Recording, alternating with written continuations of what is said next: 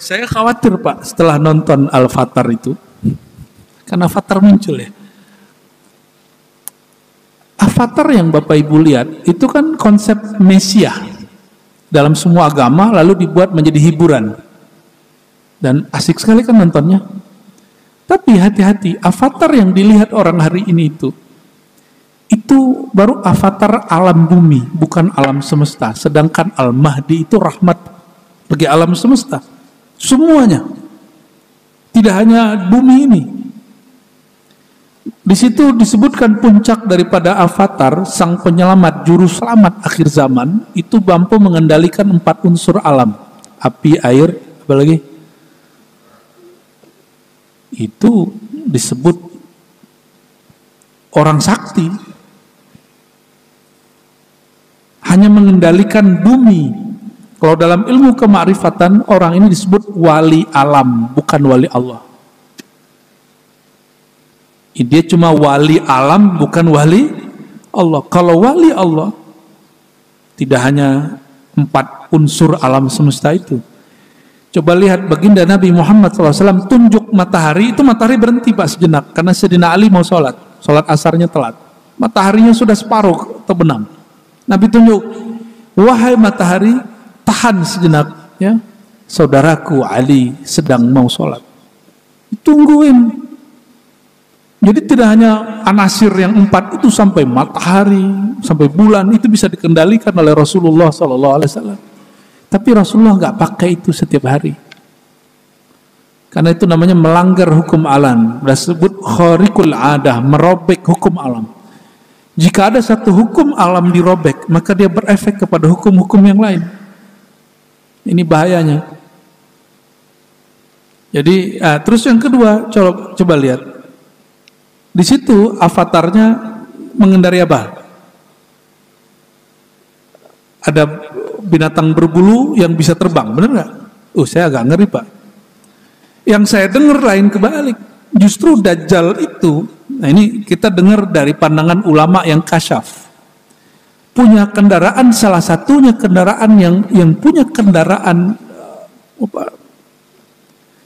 bisa terbang sebesar itu, sebesar yang dikendarai si Al-Fatar itu.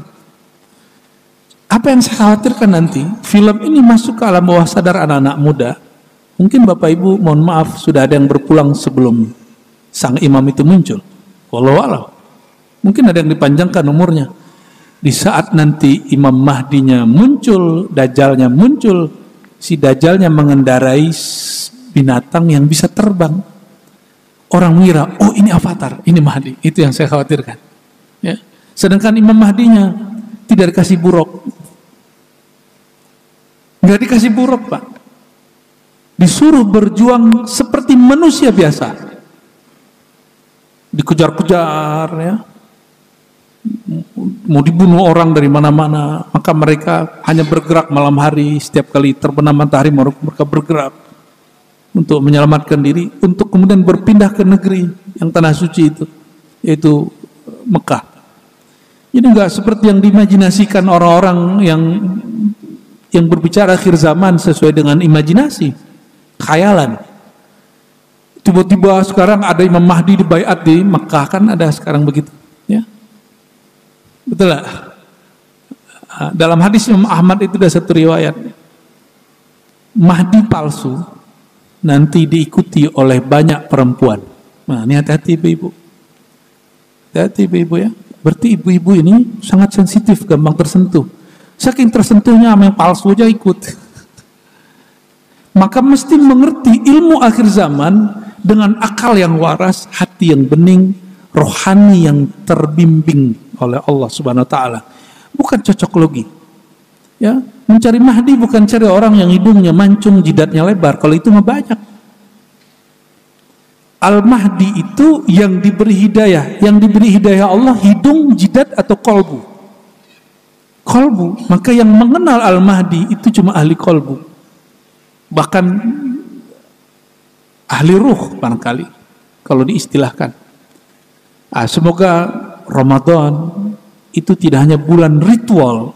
Ritual itu kuantitas menyembah, tapi juga nanti menjadi bulan spiritual.